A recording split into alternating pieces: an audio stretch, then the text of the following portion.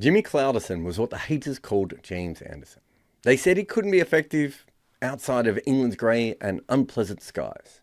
But that was never quite true. The real difference wasn't what was above his head, but in his hand or what he was standing on. The Duke's balls and grassier wickets are what made Anderson impossible to play. And in England, he had both of them. In Australia, he had neither. England have been sending bowlers to Australia for generations, like Anderson, who are incredibly suited to local conditions, but on the harder, flatter wickets, they struggle. What makes this even tougher for the English is that the Australian quicks do handle the UK wickets much better. So England makes seam-friendly bowlers who get to Australia, get nothing out of the pitch, and local batters feast on the buffet. The few times England have won in Australia, it is often with taller, faster, or hit-the-deck quicks. Over the last few years, they've decided to pick these kinds of bowlers over their traditional fare. That was part of the reason they moved on from James Anderson. He was just not the kind of bowler they needed anymore. So despite the fact he was defying the normal age curve like some cricket Paul Rudd, and had won an Ashes before, England's greatest wicket taker was out of the team forever. It made sense. If the Ashes are the only thing that matters, and in English cricket that seems to be 100% true, then he was not going to be used, so why not move him on? You might make arguments about dumping a legend, but the logic made sense. Jimmy Anderson did not suit Australian wickets, and he was never going to change. He didn't. The Australian pitchers did. Watch every match with Nord. Head to nordvpn.com/good areas to get a discount on VPN. Play safe with Nord. Jimmy Anderson averaged 34 in Australia and 30 on Indian wickets, which is the opposite of what you'd think. Anderson started as a quick bowler, and that should do well in Australia. But he ended as a surgeon who could make the ball reverse, and he found a way in India. But Australia was a much more confusing place for him. His first tour was absolutely, positively horrendous.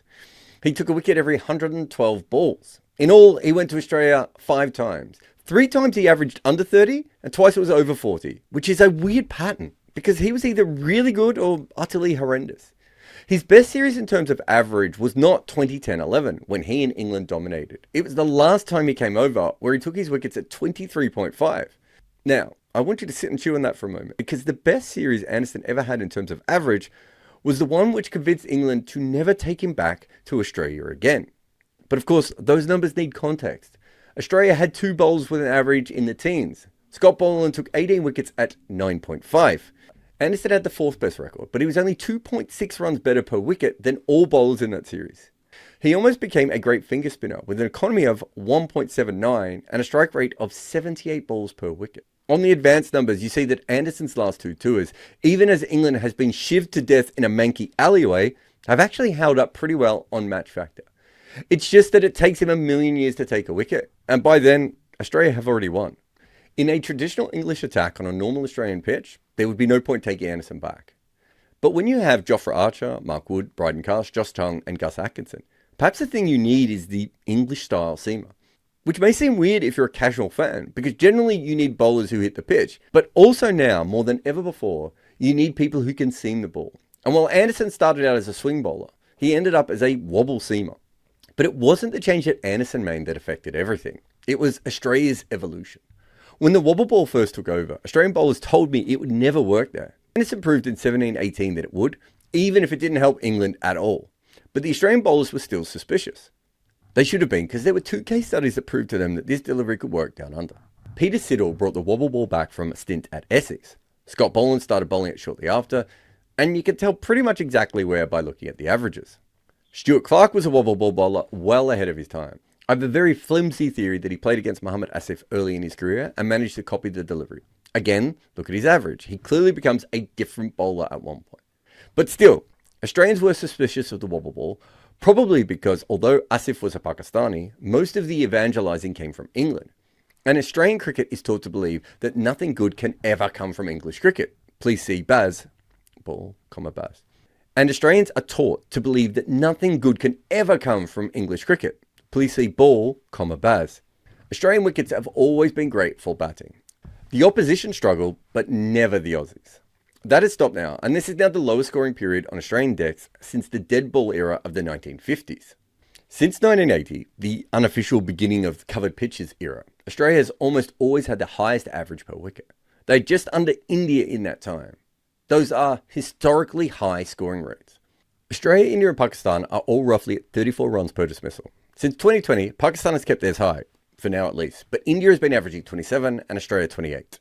This isn't because they stopped finding batting talent. It's often the same players as before, some of which still in their peaks, but now they're finding it impossible to score.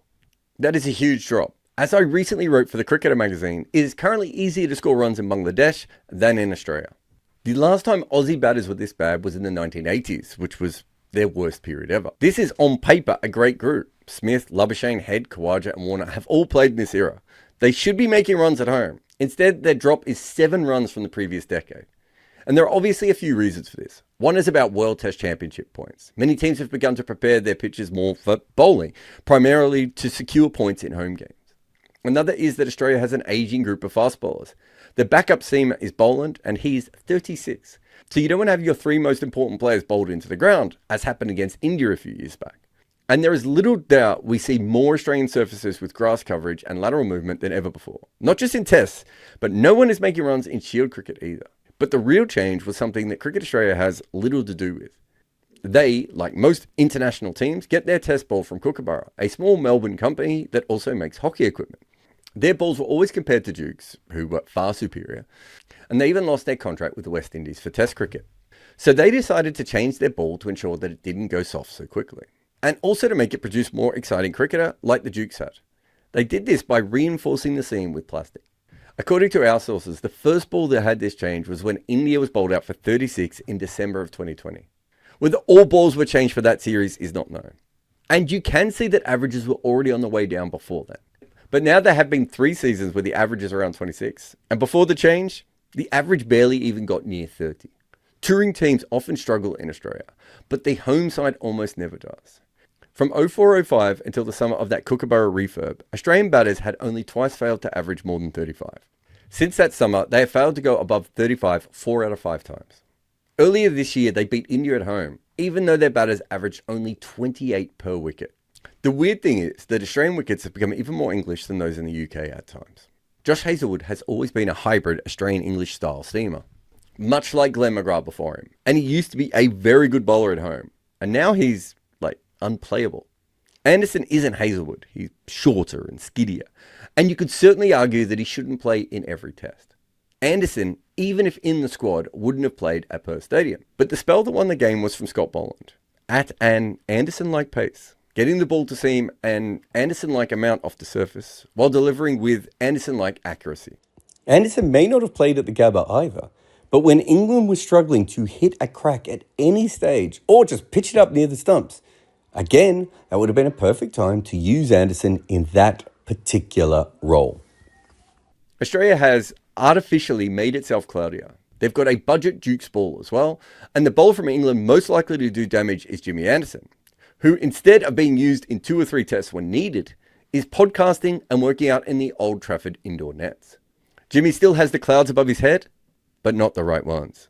Are you as chronically online as Moses Enriquez? Then here's another video for you. Or if you also like books and stuff, you can buy my new one on the art of batting. If you loved this video, hit the bell icon to be notified for more.